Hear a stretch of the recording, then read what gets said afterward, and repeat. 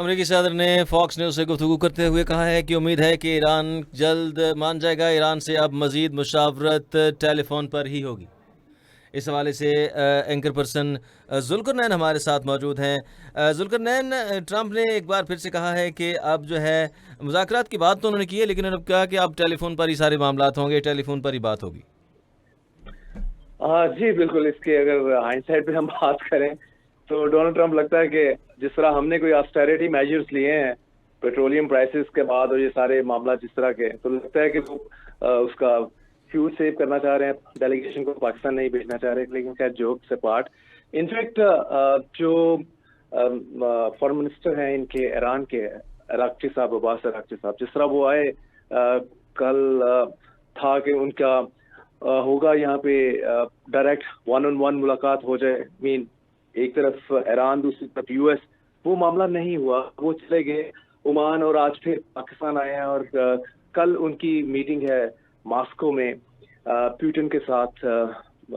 तो उसमें लग यही रहा है कि चीजें जिस तरफ जा रही हैं, तो अब ईरान जो भी बॉल जो है ईरान कोर्ट में है, जो भी, और अमेरिका जो है वो इज प्लेइंग वेटिंग गेम। वो इंतजार कर रहा है कि हाँ जी जी, जो भी आपने डिसीजन करना है आप हमें बताएं, आप हमें टेलीफोन पे ही बताएं। जिस तरह डोनाल्ड ट्रंप ने कहा है कि telephone lines in US are quite safe. तो इट मीन्स यही है कि वो अब ज्यादा जो है ना मगजमारी करने के मूड में नहीं लग रहा है यूएस ना ईरान के साथ। पहला जो फर्स्ट राउंड हो गया, first round of talks between the two countries, उसमें चीजें जितनी भी इन्होंने उसको जो भी अपने अपने प्रपोज पॉइंट से, अमेरिका का 15 पॉइंट जो प्रपोजल था, उसका ईरान का 5 पॉइंट था, उसके ऊपर काफी डेलिब्रेशन हुई, डिस्कशन हुई। तो अब ऐसा ही लग रहा है कि ईरान पहले पाकिस्तान मीडिएशन का रोल प्ले कर रहा है, पाकिस्तान से डिस्कस कर रहा है, ओमान के उनके फॉरेन मिनिस्टर वहां से फिर अब मॉस्को जाएंगे। तो ये चल रहा है ये सारा कुछ। At the end of the day लगता यही है कि जो भी डिसीजन ईरान ने करना है, और बताएं आपने क्या करना है। अच्छा, आपको इस हवाले से क्या लगता है ना जुल्करनैन के उन्होंने ये जो फॉक्स न्यूज़ से बात की है कि उम्मीद है कि ईरान की जंग अब जल्द ख़त्म हो जाएगी, इसका क्या मतलब है? देखिए, अब जो सीज फायर हुआ, it is now we are into third week of cease fire. तो इनिशियली तो 2 वीक का सीज फायर था, टेम्परेरी। उसके बाद पाकिस्तान ने फिर रिक्वेस्ट किया यूएस से कि आप इसको फर्दर एक्सटेंड कर दें। अभी कोई फर्दर डेडलाइन तो नहीं दी डोनाल्ड ट्रंप ने, लेकिन सीज फायर चल रहा है। उसी वक्त भी एक ये इंप्रेशन जरूर आया था कि अमेरिका जो है ना इस जंग से निकलना चाह रहा है। जिस तरह से जी जी। उसको घर में क्रिटिसिज्म, वर्ल्ड वाइड क्रिटिसिज्म, और ओवरऑल अगर ये भी देखें, अगर हम इसकी ट्रम्प की बात को एक लम्हे के लिए यकीन भी कर लें, तो उसने कहा था कि हमने अपने तकरीबन तकरीबन तमाम हदाफ जो हैं, टारगेट्स जो हैं, वो ईरान जंग में अचीव कर लिए हुए हैं। क्योंकि क्लोज टू 40 डेज तक बम्बार्डमेंट चलती रही है, उसकी मिलिट्री इंस्टॉलेशन से लेके नेम एनीथिंग, जो ड्रोन फैक्ट्रीज के ऊपर, मिसाइल फैक्ट्रीज के ऊपर, कहते हैं एयरफोर्स हमने उनकी खत्म कर दी, हमने नेवी खत्म कर दी। अगर हम ट्रम्प के ये सारे क्लेम मान लें तो फिर तो कुछ खास बचता नहीं है, सिवाय एक यूरेनियम का जो प्रॉब्लम है कि यूरेनियम इस टाइम ईरान के पास डिक्लेयर्ड 440 किलोग्राम है, और वो इसके बारे में यही चीजें डिस्कस हो रही हैं, या अमेरिका उससे यही कह रहा है कि इसको आप सरेंडर करो, उसके बाद से आपने फ्यूचर में भी यूरेनियम को आपने नहीं कहीं से भी आपने यूरेनियम के पीछे नहीं भागना। क्योंकि यूरेनियम का मतलब यही है कि आप जोहरी हथियार जो हैं वो नहीं बनाएंगे अगर आप उसको तर्क कर देते हैं। तो इससे ये बात तो बड़ी क्लियर लग रही है कि अमेरिका या डोनाल्ड ट्रंप इस टाइम सिर्फ पर्टिकुलरली माइंडफुल है, ये कंसर्न है अबाउट यूरेनियम इशू। सबसे नंबर 1 उनका यही है। बाकी जाहिर है और बहुत सारे इश्यूज आ जाते हैं से लेके बाकी प्रॉक्सीज का एलिगेशन लगता है ईरान के ऊपर कि उसके प्रॉक्सीज जो हैं लाइक हमास हैं, हौसीज हैं, उसके अलावा लेबनान की में आ जाएं, तो वहां पे तो वो कह रहे हैं कि इनको आपने बैक नहीं करना, सपोर्ट नहीं करना, फंड नहीं करना। इस टाइप के इश्यूज आ जाते हैं। So and so fourth with missile technology को परसू नहीं करेंगे आप, और इवेंचुअली आप बिल्कुल एक अपने सारे नेबरिंग कंट्री के साथ अमन के साथ रहेंगे एंड दिस एंड दैट।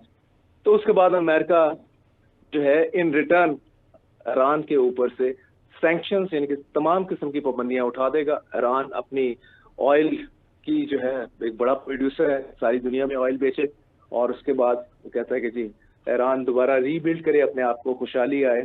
तो ये तो बड़ी एक एट टाइम्स डोनाल्ड ट्रंप जो है वो रोजी पिक्चर खींच देते हैं ईरान के हवाले से भी, और ईरान के लोगों की भी बड़ी तारीफ करते हैं, बड़े रेजिलियंट हैं, बड़े वंडरफुल पीपल। लेकिन दूसरे ही ब्रेथ में वो साथ में तड़ी भी लगा देते हैं कि अगर आपने यूरेनियम के हवाले से अगर बात ना मानी तो फिर आप तैयारी पकड़ें, मैं आ रहा हूँ। तो लगता यही है कि अभी ये जो इसमें जो उनकी इंडिकेशन है, हिंट दिया है कि जंग जल्द ही बंद हो जाएगी। और तो लगता यही है कि माइंड मेकअप हुआ है ट्रम्प एडमिनिस्ट्रेशन का कि हमने इस चैप्टर को अब क्लोज करना है, हमने दोबारा से जंग शुरू नहीं करनी। और जिस तरह से फॉरेन मिनिस्टर ईरान के एक्टिव हुए हैं, पाकिस्तान से ओमान, ओमान से पाकिस्तान, पाकिस्तान से मास्को, मास्को में पुतिन के साथ मुलाकात, तो लग यही है कि कोई ना कोई कहीं ना कहीं बैक चैनल पे कोई ना कोई अंडरस्टैंडिंग जो है वो जो हो रही है इन मामलात को लेके। जी, यकीनी तौर पर बैक स्टैंडिंग हो रही है जुल्कनैन।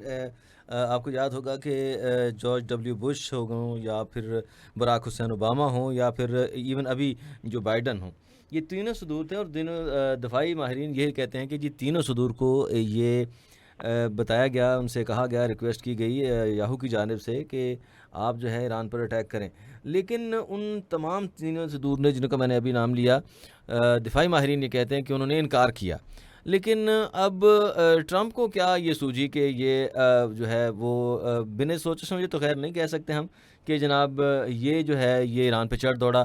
इस क्या सूझी थी कि पता नहीं मैं वेनेजुएला जैसी सूरत हाल पैदा कर लूँगा, या मतलब क्या समझ के अटैक कर दिया गया इसकी जान? देखिए, इसमें दो चीजें हैं। पहली तो बात यह है कि डोनाल्ड ट्रंप बिल्कुल एक जो है नॉन कन्वेंशनल किस्म का, अनकन्वेंशनल किस्म का he is a politician.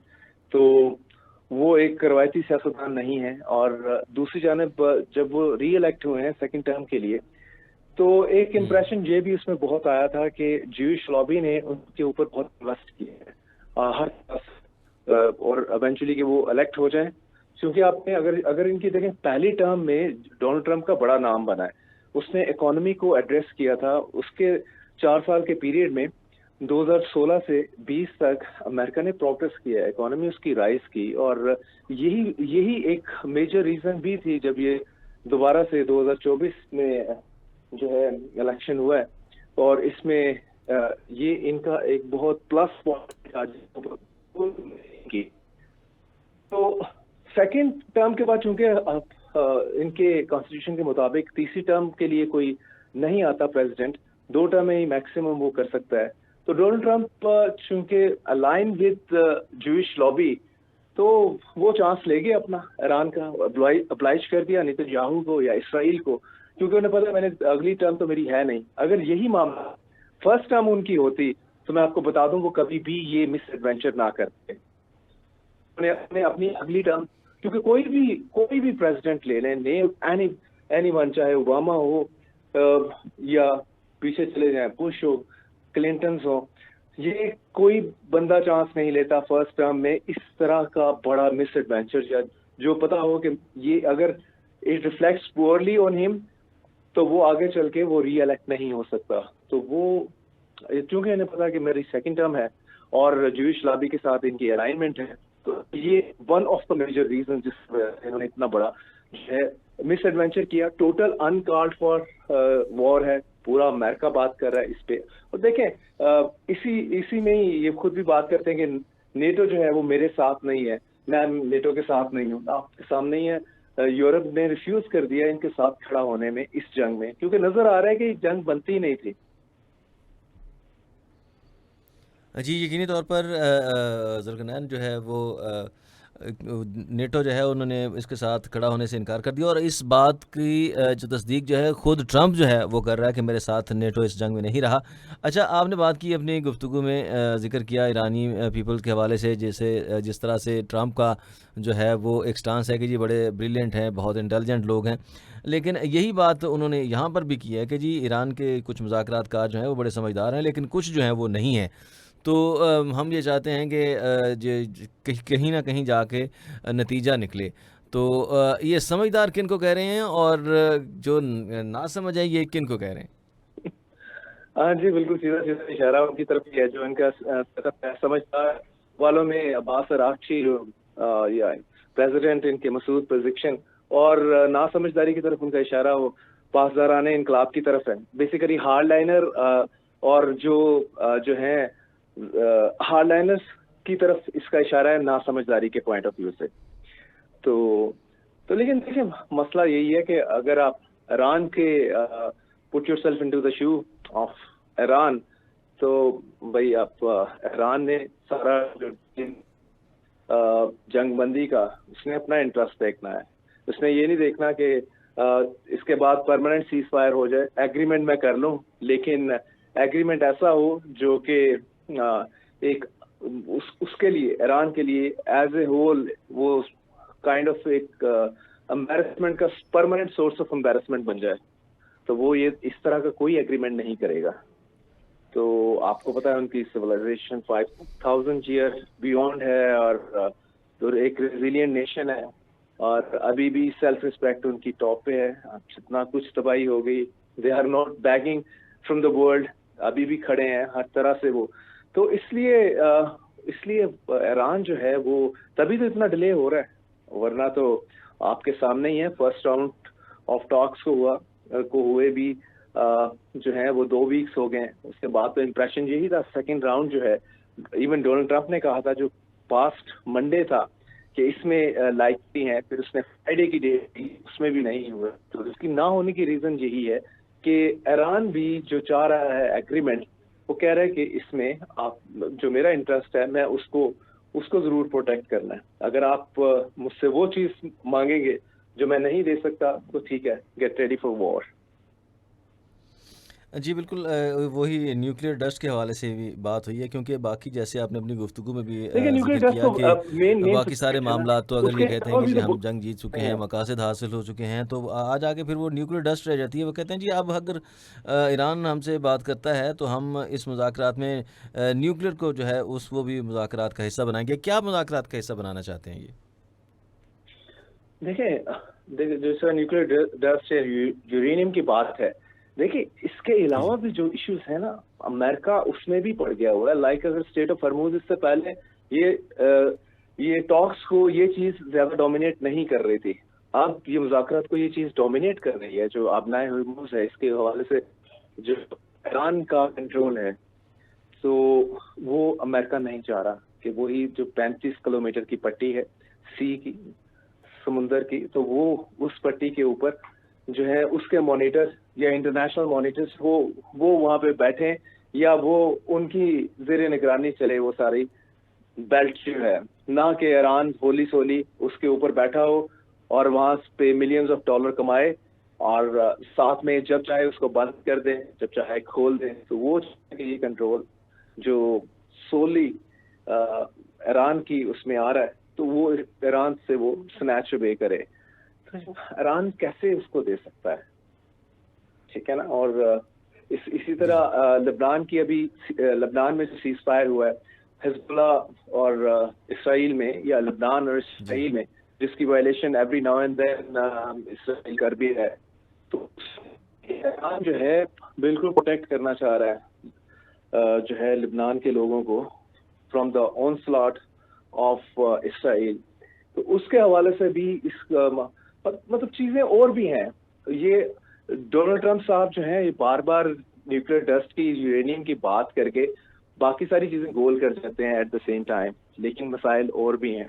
Iran को मैं आपको बताऊं कि वो इसको लेके, यूरेनियम को ले और इसको एटमी बनाने के हवाले से वो शायद कमिटमेंट देने के लिए तैयार है, लेकिन जो बाकी मामलात हैं उसके ऊपर ज्यादा मसला बना हुआ है। जी बिल्कुल, ये पिछले दिनों में सुनने में आ रही थी कि वो कुछ सालों की बात हो रही है। ईरान कह रहा है कि 5 साल तक के लिए, और मुतालबा ये किया जा रहा है कि जी 20 साल तक आप जो है न्यूक्लियर को नहीं छेड़ेंगे। ये इतना मेरा ख्याल है इसको ये हाइप दे दी गई है, और बहुत ज़्यादा जो मामलात हैं इससे भी ज़्यादा अहम है, ट्रूली जो बताया कि अभी इस वक्त फिल वक्त जब हम बात कर रहे